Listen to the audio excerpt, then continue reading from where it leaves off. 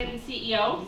We first want to thank our sponsors for today's event, Domtar Industries, Mid-State Technical College, U.S. Bank, Enbridge Energy Company, Ho-Chunk Gaming Nakusa, and J.H. Findorf. Please, yes.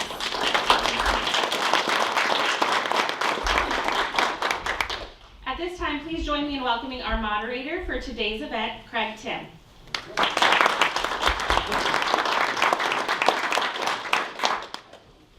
Thank you, and good morning. And when we were thinking about this election coming up, it's kind of odd when you hear a national media person try to connect in Wisconsin an April 1st election to something else that's on April 1st, something about April Fool's Day. They didn't do a very good job because the person they were talking to was giving them the blank stare, like, what are you talking about? You know, they're talking about some kind of Supreme Court race, I guess that's on the ballot too. So, again, welcome. We are very pleased to have you this morning. What we'll do is similar to in the past. We are very happy. We have 4 elected officials that were forced to, were volunteered to pick up. And it's always fun to see who's going to sit next to each other, but that's okay.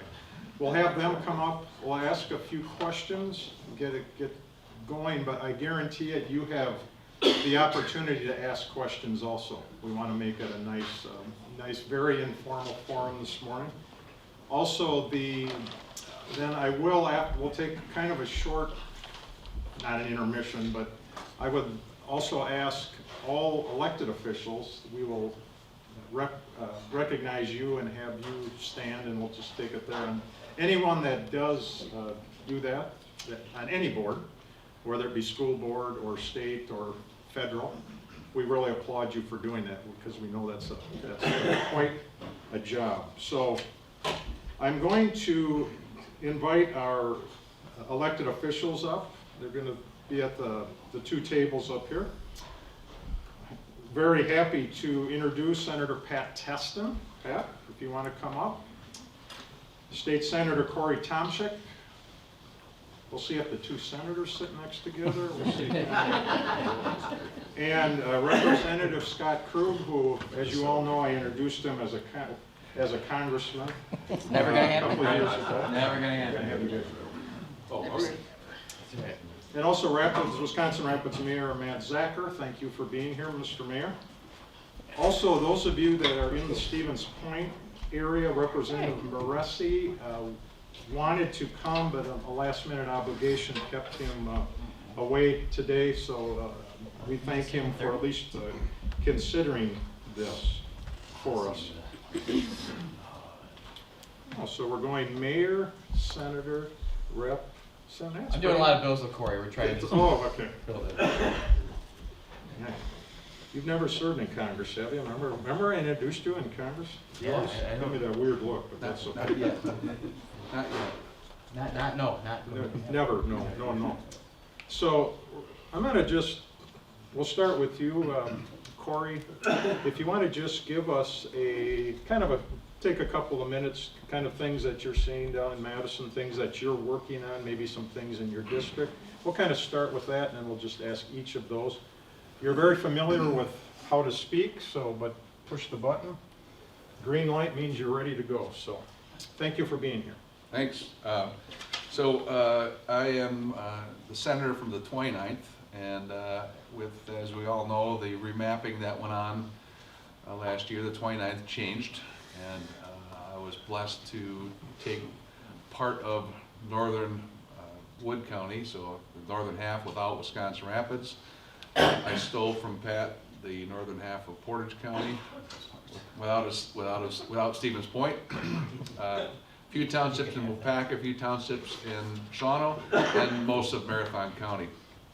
I lost the long drive all the way to Hayward, because the old 29th went all the way to Hayward through Sawyer, Rusk, and Taylor County. So my district got quite a bit compact. I'm in the middle of my first term. We'll see if there's a second term. I have to ask permission from my wife, and we'll find that out in a few months. We have, I am the chair of the Transportation Committee, so I have the responsibility of that. Things that I'm working on, we're working on a few bills together. I'm reintroducing the 9 bills that I had last year that the governor vetoed, and so a couple chuckles I see. We'll give him the opportunity to veto them again, and we'll see how that works. I don't. When I came to Madison, I didn't have a, I'm gonna fix this for the people of Wisconsin.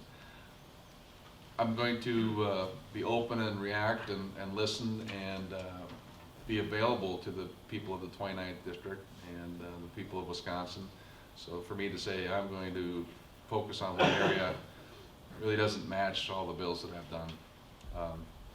I am very interested in fixing our tax brackets and fixing the tax burden for the people of the state of Wisconsin to improve our standing in the Midwest and improve everybody's lives. It's best I can do this early in the morning. Very true. Morning, Scott Krug, State Representative, 72nd Assembly District. And like Corey said, we're all trying to figure out where the hell our maps take us nowadays yet. So let me remember mine real quick. I lost all of Waushara County, I lost all of the Portage County part, well, that I had left. Kept taking it away. So no more Portage, no more Waushara. So I basically have the Wisconsin Rapids area, go a little bit north up towards Pittsville now. So I've got the Babcock, Dexterville, added the city of Nakusa, and then back down through Rapids into Adams County and over the other side of the lake into Juneau County now, which is a new area to represent, but not unfamiliar to me. So I've got the northern 2/3 of Juneau County. So if you've heard of Oak Field, down in Camp Douglas, that's kind of the edge of the district down there. Germantown, if you've ever been down to Dirty Turtle or Shipwreck Bay, you got to come down and see that part of the district. And if you look at a map, anything on both sides of Petenwell and Castle Rock is in my district, which is great. Except one of the priorities, I got to build a bridge across one of those darn lakes, so I'm driving around these things constantly. So we'll try to figure that out in the next state budget, hopefully. I am the assistant majority leader this session, so it kind of helps me move my ideas a little further down the road than they've been in the past. Obviously, I still work on elections, right? I mean, that's the bread and butter of what I do is just making sure that the bedrock of our democracy is protected, making sure that people have faith and trust and security in our elections so they go out to vote. Quick plug, if you haven't voted yet, early voting's open, April 1st is the election. A lot of stuff going on that election day. I don't want to get into the politics of it. You go out and educate yourselves what makes sense for you in those races. But those are things that we work on really hard at the state level just to make sure that they're available to you to even vote on constitutionally, especially with the amendment coming up. Other things just working on right now, Pat and I are working on a seed potato bill. Corey and I are working on some election bills. We work really well with each other between the Assembly and the Senate, no matter what we joke about later today or what you hear in the newspapers. We actually do get some things done, and our common struggle is overriding that red pen of death that we get on most of our bills from the governor's office right now. So I do try to work as much as I can to pitch these ideas before we codify them into a bill and see if the governor's office are okay with some of these things. So we've got to start working to figure out where that common ground is. So we're trying the best we can to get some of these things signed into law. All right. Well, good morning, everyone. I'm Patrick Keston. I represent the 24th Senate District, which includes portions now of Portage County, southern Wood County, so Wisconsin Rapids and South, northern Adams County, most of Juneau County now under the new maps, so basically the village of Elroy and everything north, eastern Monroe County, and then Ola Jackson County. So, like Scott, I lost a good chunk of Waushara County, Portage County, so I traded a lot of potato and vegetables for more cranberries, which is awesome. So this session, I get to chair the Agriculture and Revenue Committee. I'm also the vice chair of the Senate Health Committee, serve on the Sport and Heritage and Financial Institution Committee. And the big one for me this go around is I'm now the co-vice chair of the Joint Finance Committee. So for me, my workload right now is primarily focused on the state budget. And one of the things that I've been trying to do is manage expectations, what this budget process is going to look like. There are several court cases out there working their way through the lower courts as well as the state Supreme Court that are going to have, depending on how they rule, a huge impact on how and what this budget process looks like this go around. The other big thing that I've been trying to educate folks on, because a lot of groups are coming into our offices talking about the $4 billion surplus that we have here in the state. Well, on paper, yes, we do have roughly a $4.3 billion surplus, but roughly $1.85 billion of that surplus is new revenue, money that we believe we can comfortably reinvest. So it's sort of shaken up like a lot like it was last budget, where we had a nearly $7 billion surplus. Much of that was one-time money. And if you recall in the last budget, we used a lot of those one-time funds to pay for things like our UW system buildings with cash. We didn't bond hardly whatsoever within our DOT budget last go around, and we actually bought down debt, setting up future legislatures for success. But the reason I say that is because there are some issues out there in areas that I'm particularly focused on this go around. So on the budget process, I'm overseeing the Department of Health and Human Services budget, DCF, and the one thing that's been keeping me up at night is it relates to our Medicaid budget is the cost to continue.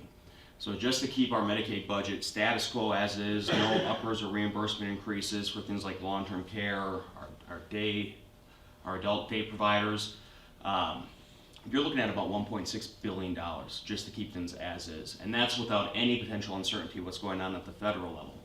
So to be blunt, Medicaid is bankrupt in states. And if the feds start walking away from their commitments, that's going to mean we're going to have to make some really tough decisions down in mass in this budget, because constitutionally we have to balance our budget, and we're still trying to get things done like tax cuts and tax reform here in the state that make Wisconsin more competitive. So I've been joking, sort of, but not really, that this is probably going to be a skinny budget compared to what the governor's proposed, because if you outline what the governor proposed in his budget address just last month, you're looking at a nearly 20% increase in government spending. Taxes increased by several $billion. Structurally, it doesn't balance whatsoever. It leaves us with about a $4 billion deficit going into the next biennium. So we've got some serious challenges that we're going to have to make over the course of the next several months, those of us on the committee and working with our colleagues off the committee, to prioritize in key areas. And so that's going to be the brunt of my work in Madison for the next several months. I half joked when I was leaving the day of the governor's budget address, and I was leaving the house, and I told my wife, I love you, and I'll see you in 5 months, or fingers crossed whenever we get this darn budget done. But now's the time to be in contact with your elected officials, both on and off the finance committee, to start making priorities and asks that you'd like to see put in the state budget. We just released our joint listening sessions for the finance committee. We're going to be going around the state. So stay tuned on that. I think the closest one that we have here is going to be up in Wausau. And so I just encourage folks to come out to those and just be in touch with us throughout this entire process. Thank you. Morning, everybody. Wisconsin Rapids is my city that I represent. I have spent a lot of time. It's 11 months that I've been in now, going on a year. In that time, I've reached out to every of the leadership and all the other communities that surround us, because I do think that it's important as part of the communication that I ran on, to be able to make the connections with those communities. The main goal right now is talking about EMS services and figure out what we can do to make that fair, more fair for everybody, more transparent, so we know where we're going. We have a new fire chief in Wisconsin Rapids, Ben Goudreau. He's been with us for 18 years already. He's going to do a great job as chief. So I look forward to that. I think it's great, building these bridges and making these connections with the surrounding communities, because we are really one big community. Within the city itself, just really breaking down the silos between departments and getting the department heads to work together to mainstream the services and make it as efficient and effective as possible as we reach out to the community. We're working on a new website. It's going to be much more friendly for the phones as we lose our media through newspaper, television, radio. We're really down to the phones, and we want to be able to get as much good information out to the people as quickly as possible, so that they do feel connected to the government that's serving them, and bridge that divide that seems to be there right now.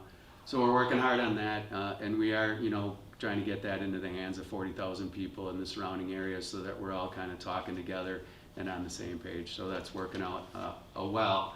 The other thing was the entrepreneurial, changing our economy from more of that mill-based economy to an entrepreneurial economy. We have a Connecting Entrepreneurial Communities event coming up June. Jason, can you help me? Six- Jason's got people. So that's coming up, and it's very important. They had it in Platteville last year. Just bring people from the entire state and region to see what they're doing, and to show the respect for us to be able to say we're doing a lot of good things for the entrepreneurial communities, bringing people together. Synergy helping us out a lot. The UW Extension, like everybody that's bringing this together, I think is very important to help us engage more people, starting up more businesses, helping small businesses grow into bigger ones. So very, very important. The other thing was the mill. I put out a lot of good information with Joe and Taylor from Wisconsin Rapids Community Media. We're doing a lot of videos and starting some podcasts so that we can get them out there to the community. One thing I am realizing is if they only go to the same group of people, that's not really helping what we need. So please spread that word and get those whatever it is, sharing, liking, all that kind of stuff that's out there that we can help get this information out to more people, the better off we're going to be as a community. So thank you. And we're going to go in the opposite direction because Matt, you just talked a little bit about economic development. Can you touch a little bit more on how you feel, you mentioned about cooperation with other, not just local municipalities, but also the statewide. And I'd ask all of you, any ideas how we can do that to market not just Wisconsin Rapids, but the whole state to maybe attract new talent, attract funding federally, that type of thing? Can you just talk a little bit about it? Yeah, this is definitely something I appreciate everything that Pat and Scott do for the state, for our areas. It's not something I've dove into, head first quite yet. I felt like I kind of needed to get my feet wet within the local area, kind of understand better what I was dealing with. And I've definitely learned a lot in 11 months, but also realized I have a long way to go to really be able to be as effective as possible. So at the state, they're doing great things, and I look forward to having more conversations about how the whole thing works, and try to get as much information as I can so that I can help out as much as possible. We are reaching out on a couple of projects right now. The airport's looking for some money to build a new terminal. I think it's important, even though most of its services are at this point in time for Sand Valley, but at the same time we have to look at it and say, well, there's people from all around the world coming to that airport in order to get to Sand Valley. I think we got to do our best to put our best foot forward and make that as inviting as possible, because seems that those folks have a lot of money. I'm not sure, but I'm pretty sure they got a lot of money.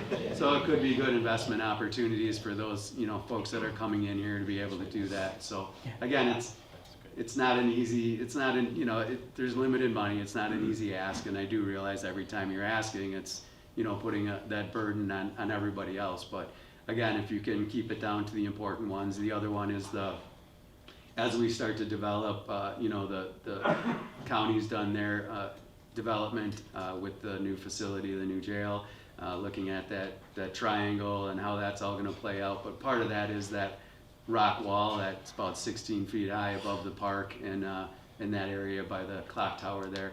It's going to need a decent amount of money in order to get that repaired, so that if we do have these big rains that come through and they're putting a lot of pressure on that wall, that all that investment we put into that area doesn't just go into the river. Not that it would all go in, but you know what I mean? Like, we don't want all of a sudden that wall to give way. So we are talking about money right now for that, to make that fortified and be there for the future. So thank you. So I feel like every year that we've done this, when we talk about what we can do to attract more opportunities here in the state, and I think every time we have this conversation, it circles around demographics and the challenge that we're facing, that we're not getting any younger. Our population that's going to, get in towards retirement age is set to increase exponentially, and the counties that are going to have the largest impact are basically, Highway 54 and north, and western Wisconsin.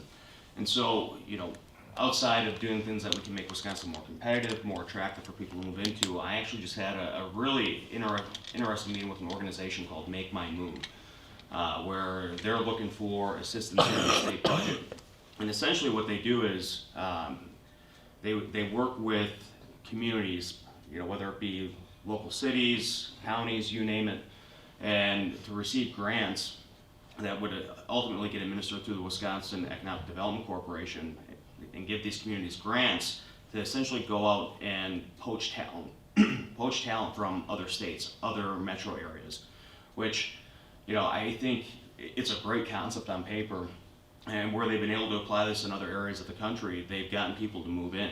And so I think it's those types of innovative ideas that we're going to have to take a look at if we're going to be competitive, because I've said this before in the past, is that we are in direct competition with 49 other states. And we have to position ourselves to make the case as to why this is the best place to come and relocate, rehabilitate, start a new career, start a new business. So I think anytime we can go outside the traditional avenues, a concept like this might be extremely beneficial. And so I'm looking forward to having more conversations with this organization to see if we can't incorporate something in the state budget to try something new, almost as a pilot program. And if it has benefits, well, then now we've got a new playbook and a blueprint to work from that we can then replicate going into future budgets and put more resources towards, so we can start taking people from Chicago, the Twin Cities, that are being taxed to the hilt, and come to places like central Wisconsin, northern Wisconsin, where cost of living is low, and there's a great mix between work and life balance. And so I think those are ways that we're going to have to get creative to attract new opportunities, and more importantly, get new people into the state.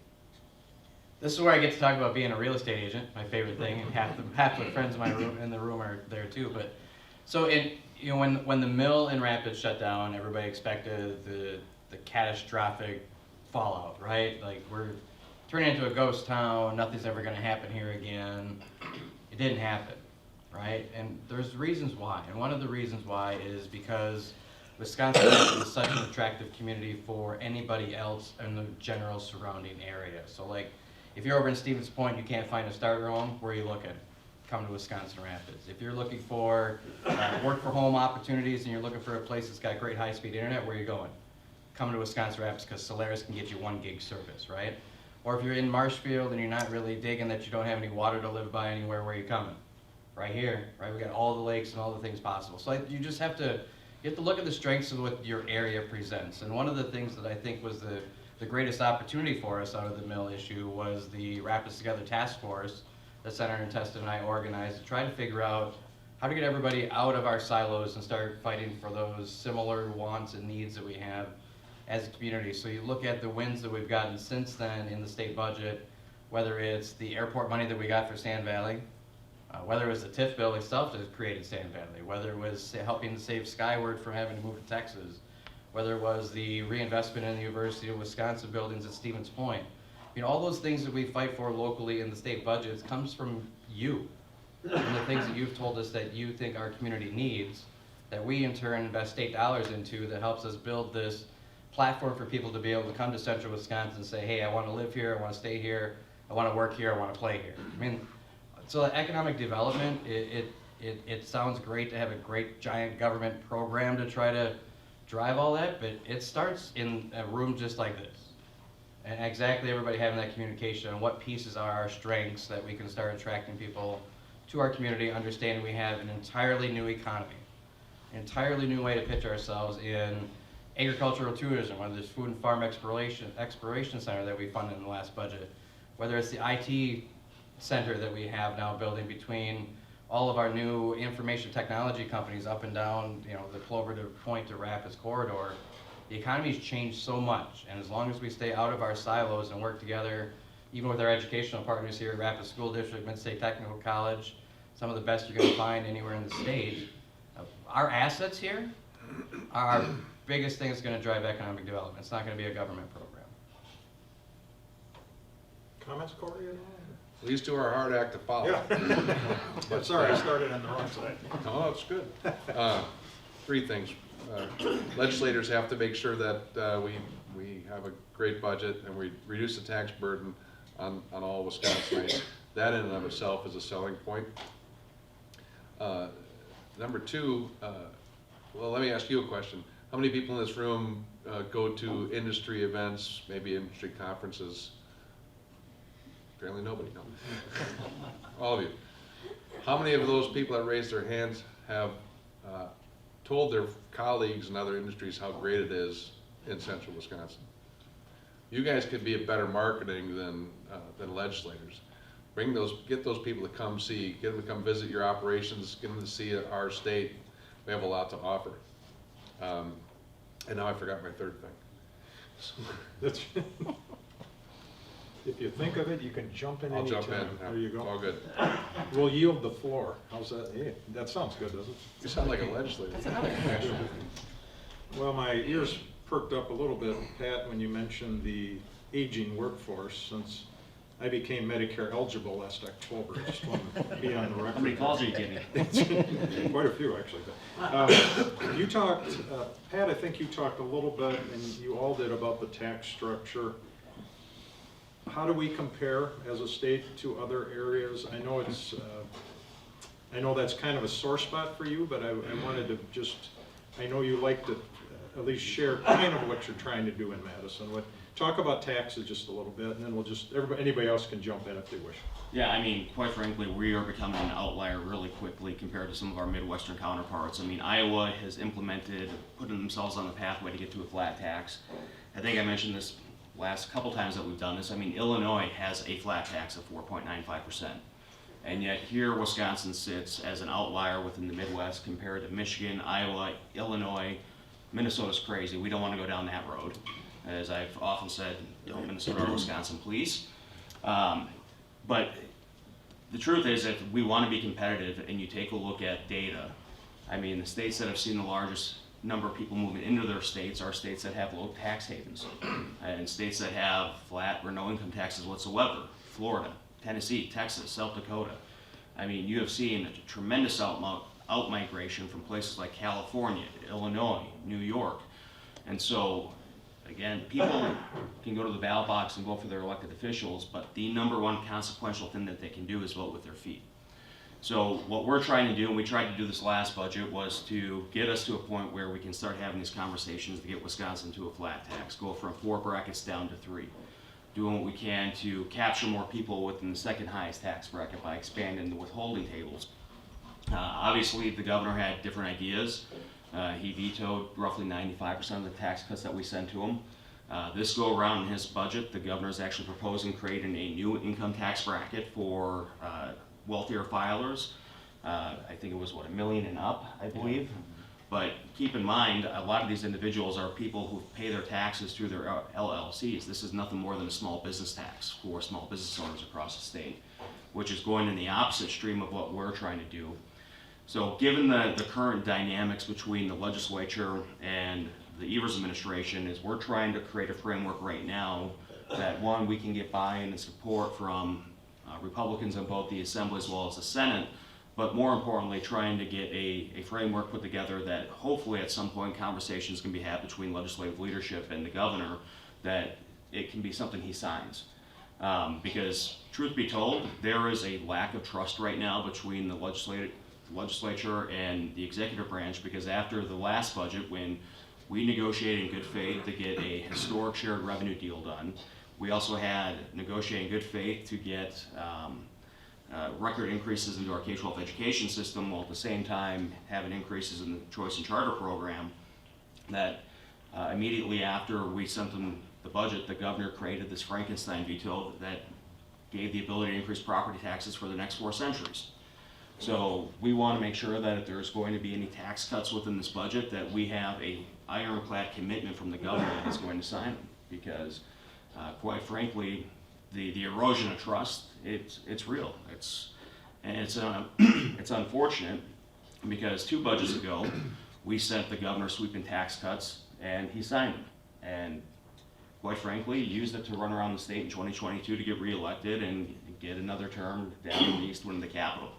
So, we've got our work cut out for us, but I'm hopeful that based on all the conversations that we've been having collectively between leadership in both houses, is that we are going to be committed to once again doing what we can to provide tax relief for those who have been hit the hardest by record high inflation, and at the same time creating a tax climate and environment that's going to be more conducive to some of our Midwestern neighbors to attract some of those new developments to come in.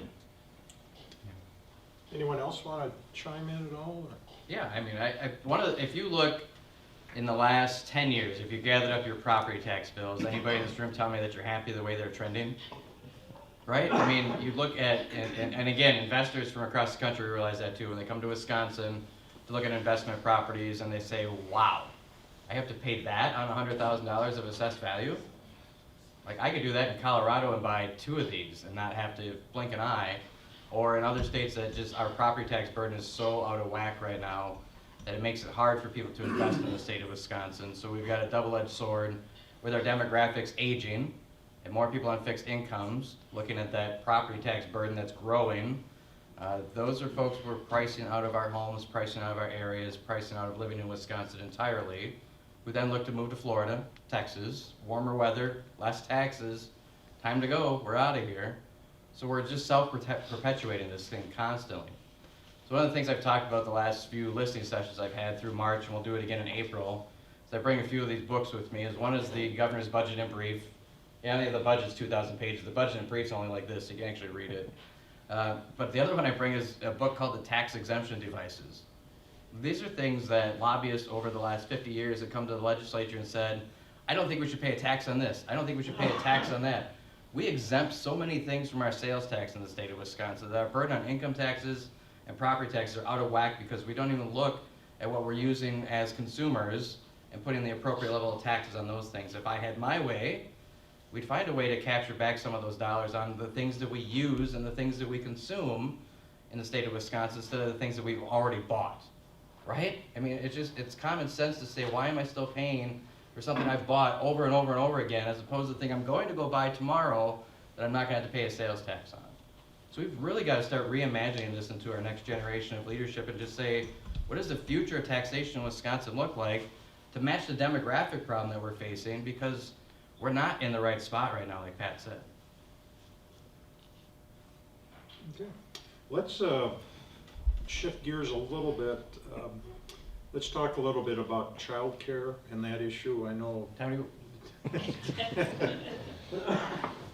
Anything happening in Madison? I know you hear that from your constituents. Childcare, the affordability, the being able to get it. It's kind of like housing too. I know you talk about that, but maybe you can share a little bit about that, Scott, and anyone can chime in certainly. So yeah, go ahead. Talk about what we heard at a listening session. Oh, we got a lot of listening session. Yeah, right. It's a crisis. There's we need more people to fill jobs, but we can't make humans fast enough. And when we do make a human, it's 18 to 22 years before they're useful. Sometimes 25 to 30. And so it's that conundrum. You like that one? Well, we've been useful for like 18 years. So how do we want to take care of the budget, but we want to reinvest. Where does that money go? How does that tax dollars get spent? How do we support those people? Love to be able to say, yeah, here's a check. Let's have more child care providers. Personally, I think maybe we need to take some of the regulations off and make it easier for them to do their job. Keep government out of their way. My example I like to use over and over again is, they have to have a fence for where the kids play. Well, I understand that in a major metro area, but out in Rudolph, for example, kids they go home at night. There's no fence keeping them in the yard. So that's an expense that has to get carried, and obviously any expense in a business, somebody pays for it, and so those expenses get passed on to the consumer. I don't have that answer. Scott's got the answer. Wow, we're developing like an answer, right? And again, I keep coming back to this: is we're not the best ones to solve this problem, right? I mean, to come to government and say, hey, fix childcare, that's your problem, like it's not necessarily government's problem to fix. That's what Governor Evers is trying to do, is he's trying to throw just money gobs and gobs of money Sure and he does. gobs and gobs of new programs into fixing a broken system instead of revising the system. So I chaired Children and Families for 2 sessions. We talked about the Young Star program constantly and the challenges for providers to be able to become a quality daycare provider. It's almost cost prohibitive for them to try to rise above to be a mediocre provider to being a great provider to get more money from the shares program. The jump in regulation from 3-star to 4-star, or God forbid anybody be able to be eligible to be a 5-star provider, it's almost impossible. So we've really got to figure out a way that we can be creative on creating what we call quality in childcare, so people can actually reach that hurdle, so they can qualify for increased shares payments from parents. But we also have to look at what other states are doing too. We can't sit here and say we're going to devise the best program ever. Michigan does a really good job in what their child care program looks like. It's their tri-share program, where it's 1/3 employer, 1/3 parent, 1/3 state. Right? So we're working on a bill with Representative Gobin from the Appleton area to try to figure out a way that we've got 4K kids in schools, or 4K or 4-year-old kids who are in daycare. How do we merge some of the funding for those 4K students or the 4-year-old students and keep them in a similar spot that can be concentrated to not have to figure out 2 different systems for a 4-year-old to get some educational opportunities. We have to figure out a way for providers to be able to fill full-time slots and get their, like the providers that we talked to at the Pittsville listening session, they're looking at a $260 a week per slot per student that they've got to figure out how to fill to make their economics work to keep the business open. But if a parent's only able to put that kid there part-time, how do we fill that slot with something else for them to have that slot filled up? It boggles my mind that we're just going to say we're going to throw $300 million into a program in the state budget and it's just going to fix it.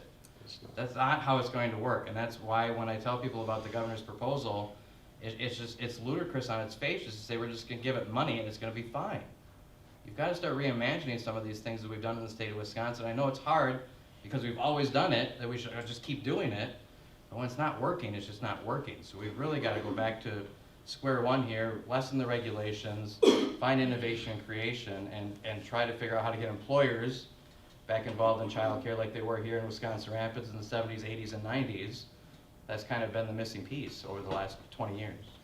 Yeah, Scott made some excellent points there, and I think this is going to be one area where you see probably a large divide between what Governor Evers has proposed versus what the legislature is trying to grapple with on it as it relates to child care. I think everyone agrees it's an issue when the vast majority, especially in our rural communities like Wood County, Portage County, northern Wisconsin, they're child care deserts. And, what the governor did with child care accounts, using one-time federal funds to basically throw a Band-Aid on a broken leg to keep this broken industry afloat without actually addressing the problem of what can we do to increase access to get more slots, addressing the issue for early childhood educator compensation, which is poor, and you can't blame people that they don't want to take that profession when you can go start working at organizations like Quick Trip making $18-20 an hour with benefits, with profit sharing. But I guess that's where we're at. I mean, even in the governor's State of the State address, he had made a claim that it's incumbent upon every elected official for the 80% of the time when kids aren't in the classroom, it's elected officials like us and the governor, our local candidates, elected officials that take care of kids. Well, I'm sorry, there's just a fundamental disconnect there between reality and what the governor would hope to have put in place. So I think where we really need to take a look on this issue is, like Scott said, the tri-share, which has been successful. In other states like Mississippi, for example, they actually partnered with a private entity called Wonder School, which essentially, if they get state assistance, they can come in and create basically these portals for potential applicants to start their own childcare daycare centers. And they work with these individuals to figure out what their profit stream is going to be, how many kids they need. And then they did something too that was really innovative. They created a statewide early childhood educator substitute portal. So when we take a look at innovative industries, I mean, when Uber first came out on the scene in major cities, well, the people who were screaming the loudest that they didn't want that were the traditional taxi companies. Yet we still have taxi companies, But yet we also have other alternative models for private entities to come in and be innovative, which is what we should be encouraging. And so I think this is an opportunity for us to kind of bridge that divide and create more public-private partnerships to get more people into the pipeline in this career field, while also having some creative solutions. For instance, when these individuals want to go on vacation, that there's a substitute that they can pull from. So based on what we've seen, how this was implemented in Mississippi, it's been very successful. With a small investment from their state, they were able to get an additional 3,000 slots for childcare. So I think this is another great opportunity, avenue for us to think differently on how we've approached this issue in the past, and to actually address some of the core issues, which is how do we increase access, how do we get people at a rate that's worth actually doing the job, and more importantly, providing pathways and opportunities for parents so it's not a zero-sum game. Do I have a job, or do I have to stay home and watch the kid? I know, Mayor, you wanted to comment? Yeah, again, I tend to hold my tongue a little bit in these areas just because I don't know what's realistic and what's not realistic. In my mind, if we're throwing a bunch of money at it, I would at least make it optional that the parents themselves could get money to raise their own children, if that's the case. Like, why don't we just send some money to them? So, because usually they're paying so much money that it's on the borderline. Like, is it even worth getting a job in order to pay all this money for childcare? And if there's just a difference to be made up there, I mean, maybe it's worthwhile to have the option to just say, well, if you do this and you choose to raise your children at home, then this is what you would get for that, and incentivize that. I think even if it's not like the highest education, I still think socializing our children in our homes for at least the first, 3 to 5 years is more beneficial than trying to educate them, in the ways of the world that young. So, thank you. Okay, thank you. In the world of medicine, et cetera, any comments, anything that you're seeing in the state budget or even locally to address things like nursing shortages, all the things that you hear every year? Just wondering if there's anything new you can share with us. Well, yeah, I mean, I touched on earlier, just the cost to continue for our Medicaid program alone. It's going to be a challenge, and it's going to be a struggle for us, because it seems like every time we get new revenue estimates from Fiscal Bureau, the cost continues to rise and rise. And what's unique about this, so after the health emergency expired, the federal Department of Health and Human Services basically told every state Department of Health and Human Services, now that the enhanced benefits are gone because of the public health emergency, you have to go through what was called redetermination to determine who would no longer still be eligible for benefits moving forward under the MA program. Well, our DHS, they wrapped that up, it was about last year, I want to say. And while our Medicaid rolls have gone down, because of our aging population, the acuity of care has gone up. And that's going to be a driving revenue source or not a revenue source, it's going to be a huge expense for us moving forward in future bienniums. And so, and we've all heard the struggles. That's one of the primary reasons why we've made significant increases in our Medicaid budget over the last several budgets. But moving forward, we've got to be really careful. Now, what the governor proposed in his state budget, again, wants to pursue this avenue of Medicaid expansion where upping eligibility requirements up to 138% of the federal poverty level, which would increase access to roughly about 96,000 individuals who would qualify for these enhanced benefits. But the struggle is, and this is the thing that never gets reported, is that of that population of about 96,000, roughly half of those individuals already qualify for the highly subsidized exchanges. So when you think about the issues that we're facing within the healthcare sector, we just had 2 hospital closures over in the Chippewa Valley just within the last year and a half alone, primarily because they had a disproportionate share of people who are on Medicare and Medicaid because reimbursements are low. Well, when you're too heavy with that type of payer, yeah, you're going to be in the red really quick. And so my concern is, and why we're not going to go down that path again, is it would be a massive cost shift of having people who qualify for private health insurance and moving them to a government-run program that pays at a lower reimbursement rate. Why on earth would we do that? And on top of that, with all the uncertainty that's going on at the federal level, if the feds start walking back their commitment of 90% within the Medicaid program, we're looking at a massive, massive budget shortfall that we're not going to be able to afford. So we've got to be really smart, we've got to be really careful about what we have, knowing that cost continues 1.6 billion status quo, only 1.85 billion of our surplus is new revenue. So think about that. I mean, when you think about that, we don't have a whole lot left in the coffers without throwing ourselves into a fiscal cliff. Thank you. Senator, I'd like to see if you're both looking, but You did a really good job of explaining that. But I wanted to comment on and say, watch what happens in the media in the next year, or as we get closer to the gubernatorial election. How we're painted. People in your legislature are really thinking about this stuff. We're trying to hash out how the heck are we going to figure out the way to go forward. But yet we're going to be painted as we don't care about kids, or we don't care about old people.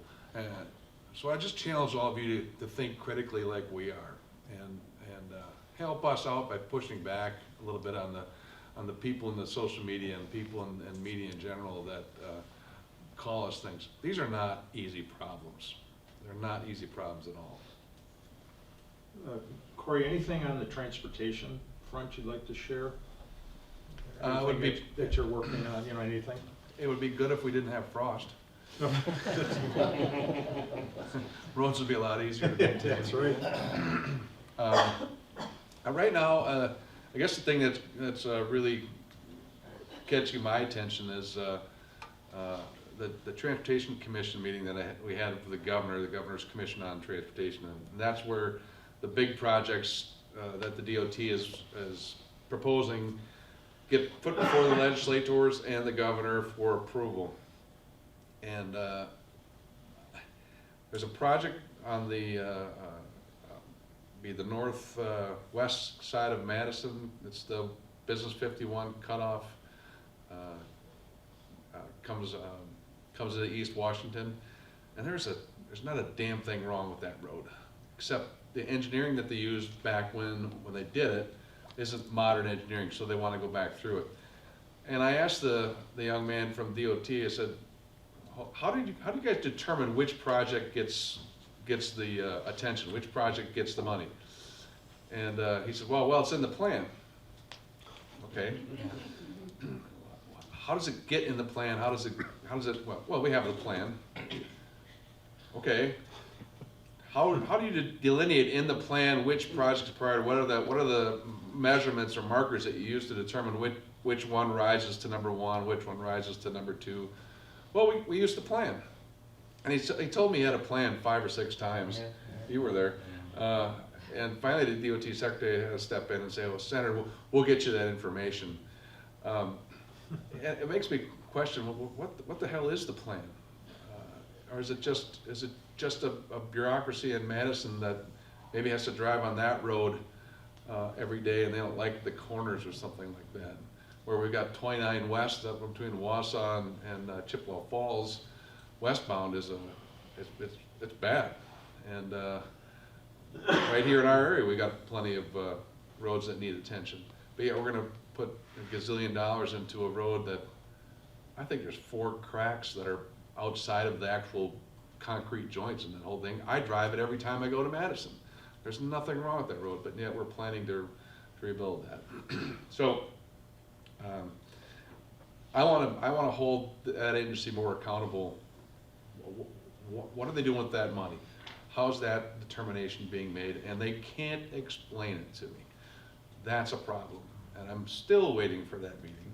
It's been pushed back twice because they know that I'm going to ask those hard questions. There's got to be a method. We can't run a business in the modern world. There's got to be a methodology, right? And you better be able to articulate that methodology awful quick to your superiors or to the people who are bringing the financing. So we'll see. That's what's pushing me right now. But don't worry, it's in the plan. It's in the plan, yeah. We'd like to stay right where you are. You're not done yet, but relax for a second. We'd like to do is also recognize those in attendance that are on any type of elected board, city, etc., or if you're running for that position. I'd ask if you want to just raise your hand quick, I'll recognize you and just talk a little bit about who you represent or what you're running for. Just we want to, and we thank you for doing that. So we'll start right there. Yep. I'm Kathy Stebbins-Hintz, and I'm on the Wisconsin Rapids Public School Board. Elizabeth St. Myers, I'm on the Wisconsin Rapids Public School Board. Troy Beer on the Wisconsin Rapids School Board. I'm up for re-election this April. I have served 2 terms on the school board. I live in Grand Rapids. And am I able to give a little spiel, or is this kind of a round robin? Kind of a round robin. Okay, Troy Beer. Hand out the flyers. Yeah, thank you. What you just did though was perfect. Just if you are Okay, running perfect. for it, so. Thank you. Sorry, Mr. Superintendent, we're going to move right past you. Because you're not running for school. Anyone, I'm just going to go table by table. Anybody, go right ahead. Julie Strand, Pittsfield School District. Okay, let's go. Anyone on the back there? Okay, let's start heading that direction. Oh, we'll go right here. Yep. Bill Clemente, I'm on the Wood County Board and also the Town of Grand Rapids Board. And you told me this morning you've been there how many years now? 133. Back when the Dead Sea was sick. And if you know him, and if you need a joke for any occasion, Yeah. he's your guy. So, go ahead, Eric. Yes, my name's Eric Hummel. I'm on the Village of Port Edwards Board, running again on April 1st, so if anybody in the village, I'd love to meet you. And also, I'm chair of the NEPCO Lake District that is working very hard with Domtar and some of our other partners to keep the quality of the water there up to snuff, create habitat for wildlife and so forth, and we've been making really good efforts going forward. We've got a lot of work to do going forward. Okay.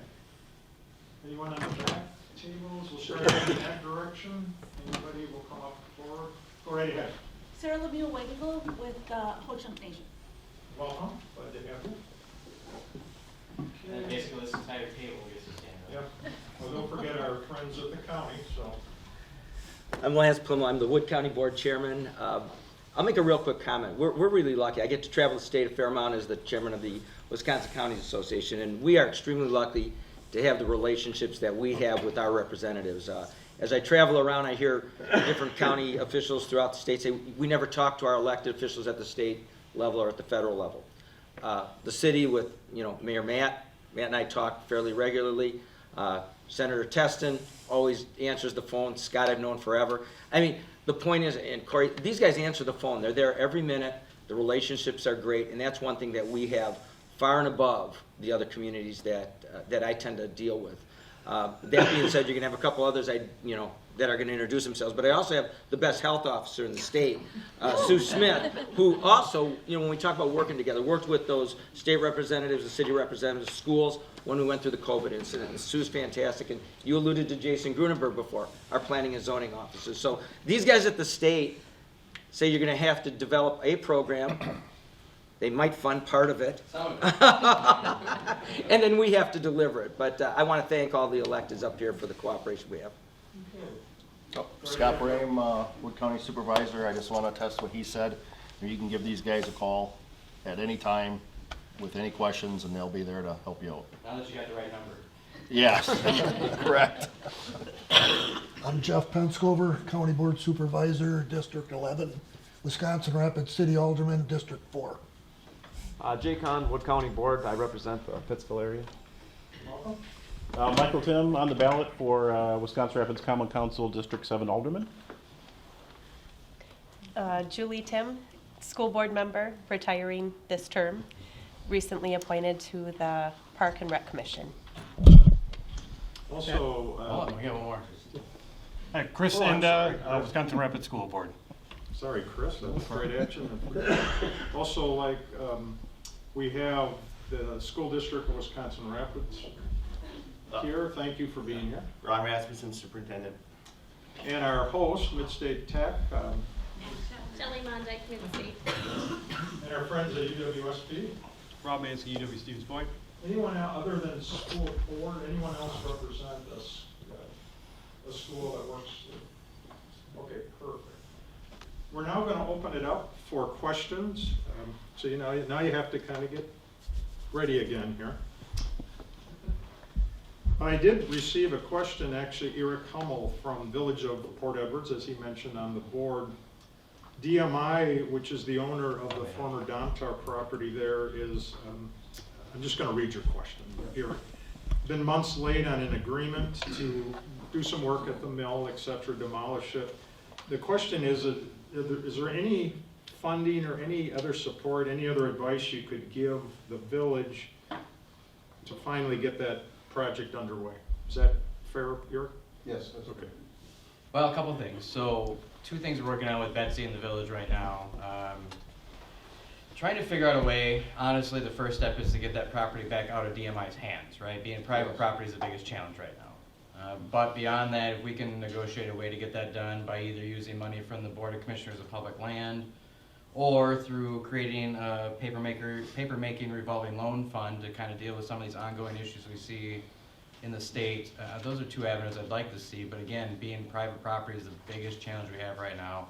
Say, hey, DMI, if you're willing to let go, the state will be a willing partner to take care of this site, because one of the problems we've got with the paper industry as a whole right now is the perception of the paper industry. And to have shuttered facilities in our communities that are just dragging down that perception is something that we're very acutely aware of, and we want to make sure that we tackle as fast as we can. So, best we can do right now is figure out a way to get it out of DMI's hands. Thank you. Questions for any of our elected officials? We'll just go right ahead. I'm wondering if you could comment on Governor Evers' state budget proposals to increase funding for public education. Public schools, of course, have not gotten inflationary increases for the past 16 years. And he's proposed to remedy that, as well as deal with some of the special ed funding that has decreased and increase that. Recognizing, of course, you have budget issues to deal with, I understand that, and many obligations. But yeah, balancing that with the legislature continues to support vouchers, continues to support expanded charter schools, which of course takes tax dollars, as with these, the budget increases for public schools take tax dollars. So I guess I'd like to know how you're going to respond to those proposals, knowing of course that public schools are a critical part of our communities. That would be my first question, and then I'm going to sneak a second one in too. I'm hearing a lot about the governor's red pens and a lot about how the governor is hard to work with and the strong disagreement and you expecting him to compromise, and I'm just wondering, how are you going to compromise with him? How are the two sides going to come together? I mean, because there has to be compromise on both sides for these things to move forward. I'm not going to compromise with the governor if it's going to put the state of Wisconsin into a $20 billion deficit. That's just ridiculous. Yeah, I guess to be pointed, are we going to do a $4 billion increase in the K-12 education? Absolutely not. It's just not going to happen. Now, last budget, we negotiated in good faith with the governor. We were able to get the largest increase in the K-12 education. And school choice. And school choice, where the state was finally making its commitment for 2/3 funding from the state going into our public schools. Now, as it relates to special education, the governor wants to take that from 30% up to 60%. But the challenge with special education is for every 1% increase that we do, that's a $17 million hit in general purpose revenue.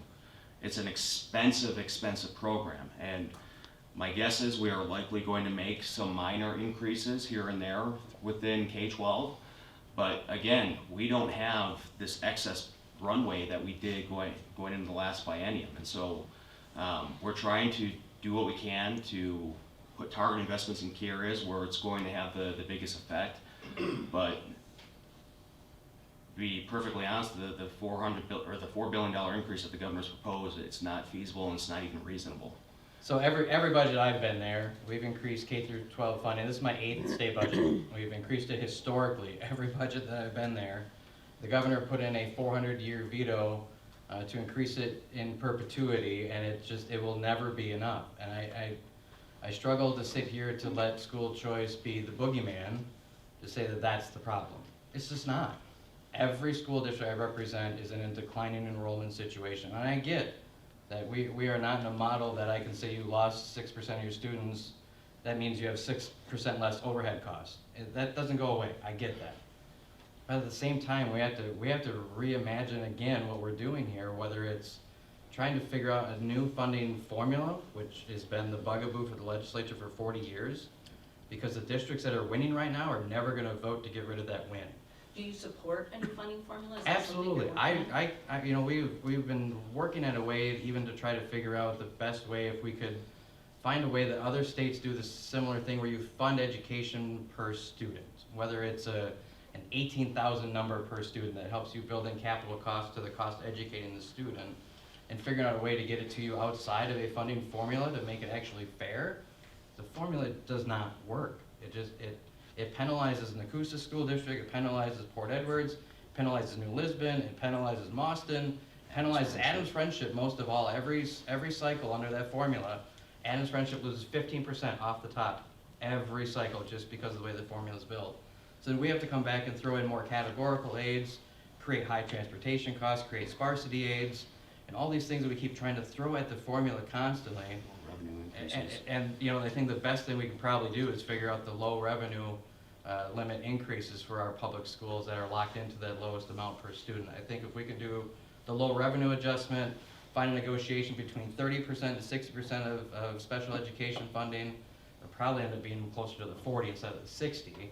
But still, anything better is going to be great because we could just keep throwing money at this formula and it's just not going to do anything differently. So that's my goal, is the low revenue adjustment, more for special education, but not quite get to the 60%. So. Okay, thank you. Yes? Can I add on to that just Sure. a little bit? It's just some demographics that deal just with WRPS. So we've lost about 500 students in the last 5-6 years, but our special ed numbers have gone up 150. So as we look at, you know, the balancing of the costs, it makes it difficult for us as a district.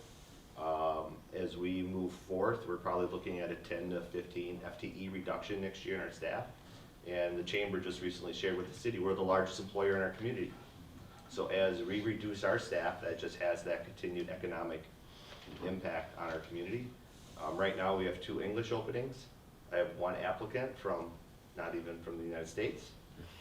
And so filling hard starting positions at a salary at $45,500 is difficult. And balancing those extreme needs. And obviously, we look at partnerships. We have excellent partnerships with MidState. My own 2 kids have 36 and 30 credits by the time they graduated from high school because of partnerships with MidState and UW Green Bay. But as we have the continued financial pressures upon us, we're going to be adding special ed staff next year, reducing in other areas. That then impacts what we can do in our partnerships because those are low running classes.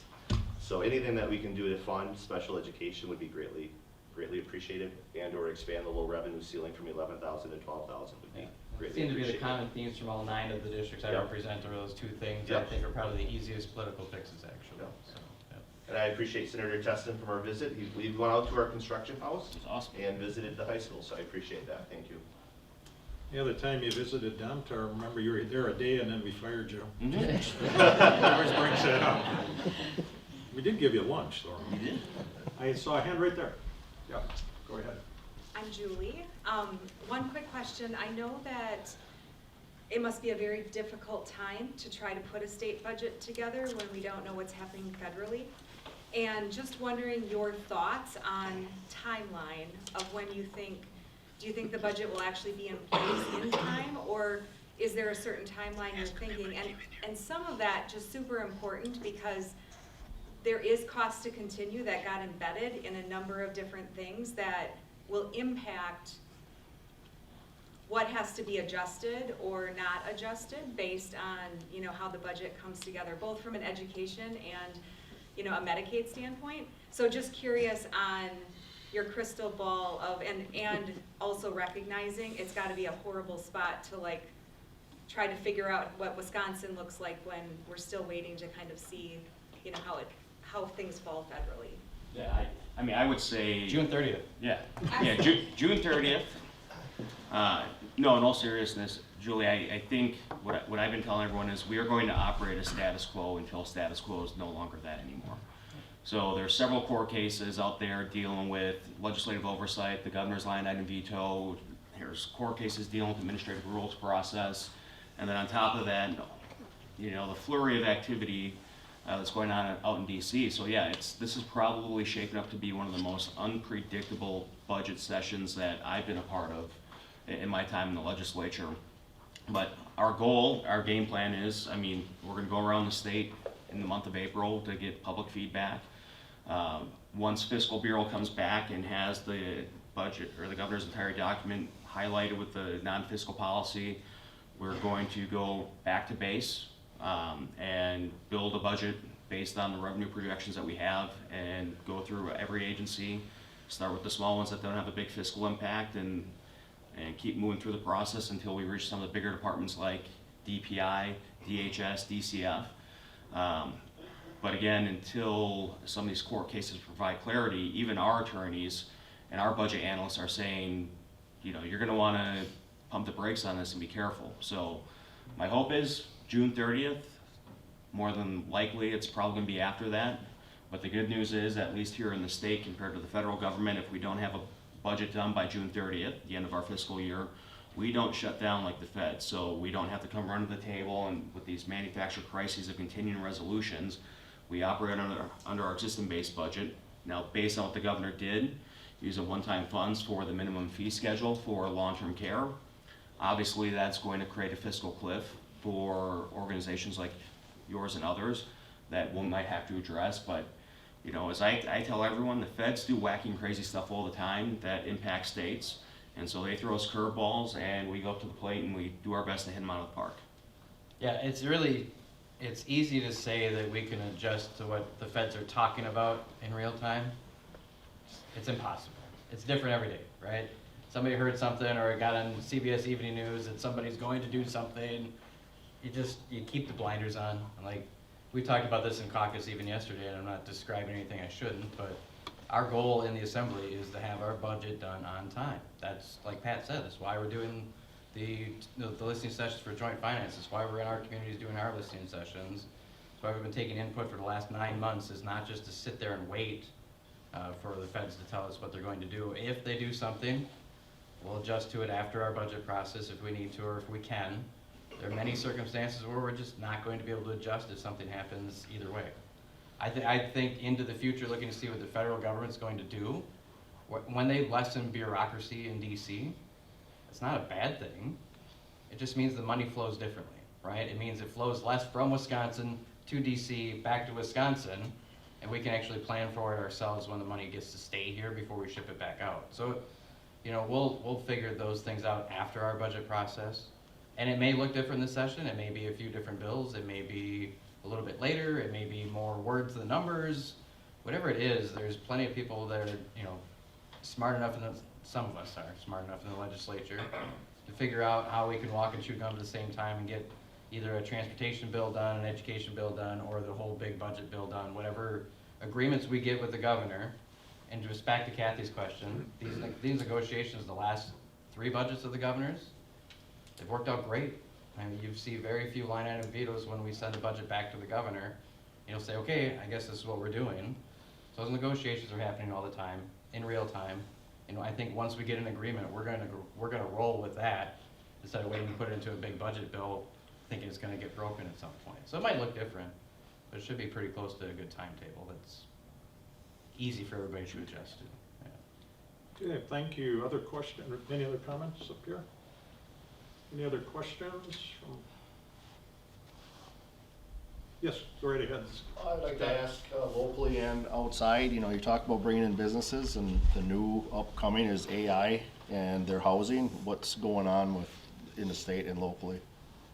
Well, I think locally here is, I mean, I'll let Matt talk more about the data center, but that was one of the things that was pretty much under the radar, that we had a $200 million investment come to the city of Wisconsin Rapids just because AI is becoming the future of how we're going to be dealing with issues. And I pick on my staff all the time, because when we're talking childcare, we're talking transportation, we're talking education problems, I am on Grok or I'm on ChatGPT all the time throwing in these ideas and parameters to say, hey, what if we did this, or what do other states do?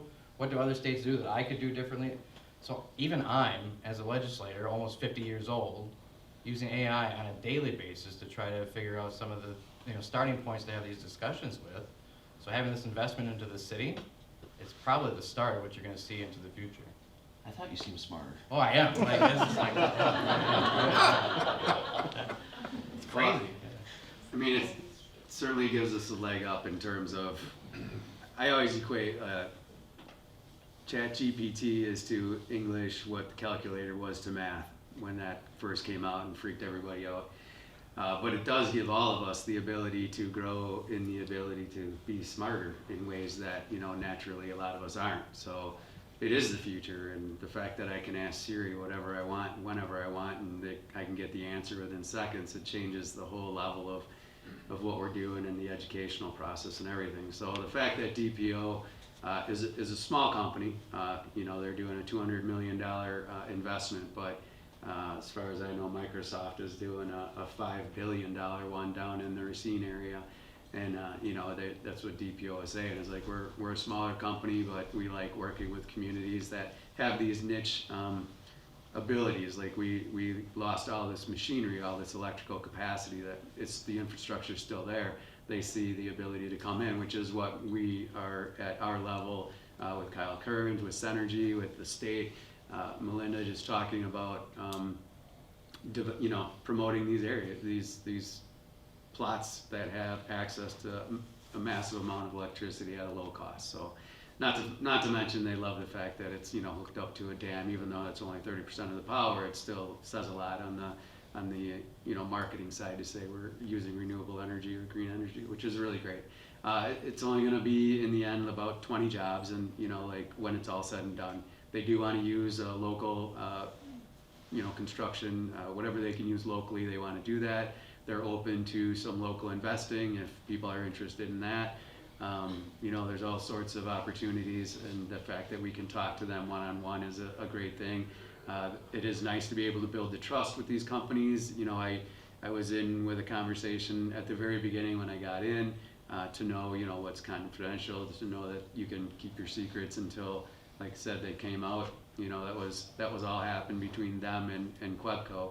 And when they were all ready to go, they released it, you know, and that was a surprise kind of to all of us.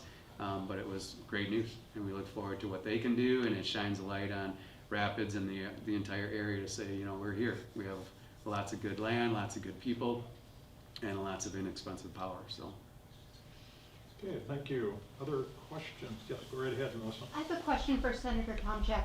Are you aware of, being on the Transportation Committee, are you aware of the increased question or asks for safety at the intersection of Highway 186 and 10, and the petitions that have come forward with that? Are you aware of that, and what measures are you looking into to help with that? Well, I'm not looking, I mean, Or I'm not doing the what redesign or can you anything do? like that, but I'm aware of it, yeah. I guess that's gotta play itself out. The DOT's gotta look at what we're going to do. I think the awareness in the community is probably half of the problem. No quick, easy answer for that. I wish I had one. Is there anything that you can do to, or that we can do as a community to help further that with the DOT? Yeah, call them. Call them. You know, they work for you. People forget, you know, that they're your agencies. You know, they're not our agencies, they're your agencies. So, you know, squeaky wheel gets the grease, right?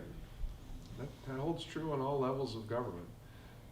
So call them and I tell people, you don't have to be obnoxious, but you can make your voice heard and say, hey, X, Y, and Z, are you really aware of this?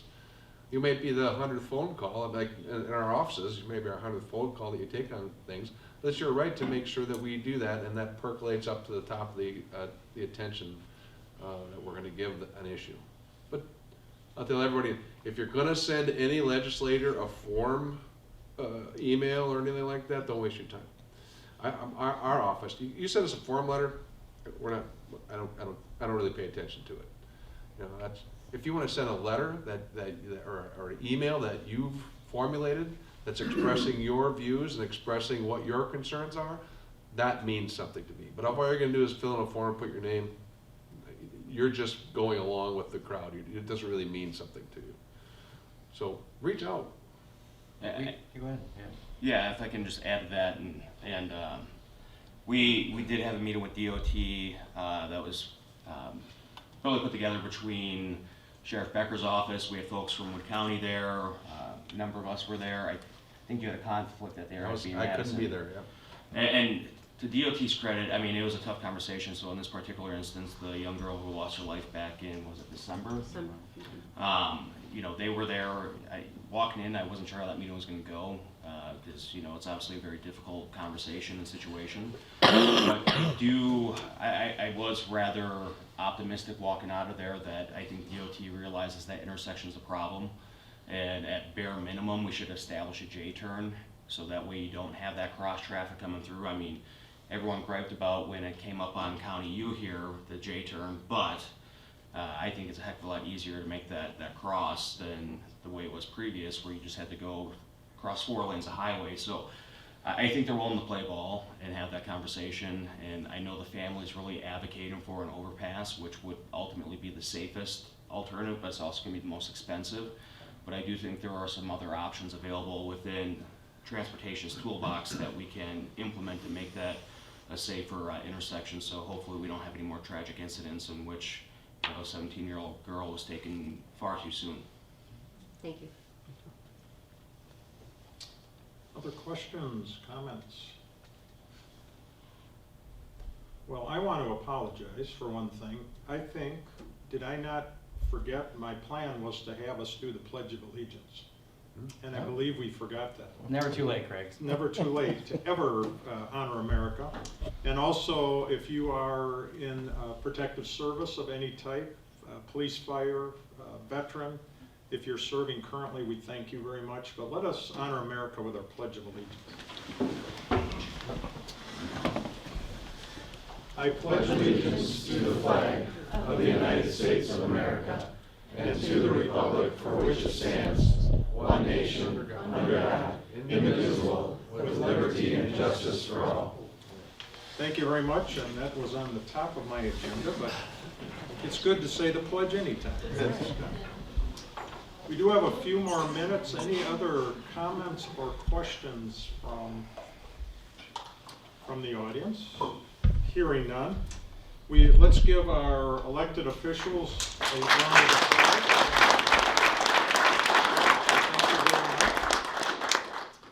Also, again, if you are running for office, the best of luck. If you're currently in an office, we thank you for serving, no matter if it's school board or on a state level, national level, etc.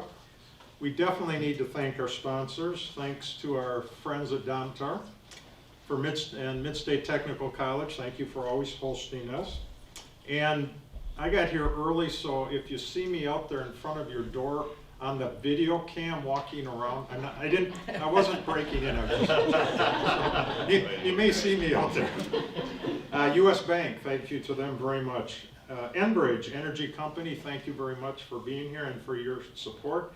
Ho-Chunk Gaming Nakusa supports tons of stuff, and we thank you very much.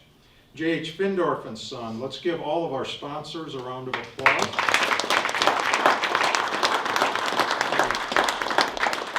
You always hear we can't do it without you, but we can't do it without you. That is absolutely the case. Thank you. I know they've left probably for another job, but Chatterbox Catering, thank you for being here. And also Wisconsin Rapids Media, thank you, Joe and your team. Joe and Taylor, you do a great job for the community, and we thank you. Couple upcoming things for the Chamber. Careers Unlimited Job Fair. It's presented by Domtar. We thank you for that. That will be held on April 2nd and held at Lincoln High School. Deadline for businesses to participate is the end of the day today, and spots are limited, which is a good thing. But if you are interested in getting into the Careers Unlimited Job Fair, see Stacy or her team with the Heart of Wisconsin. Central Wisconsin Days, where's our Synergy fans back there?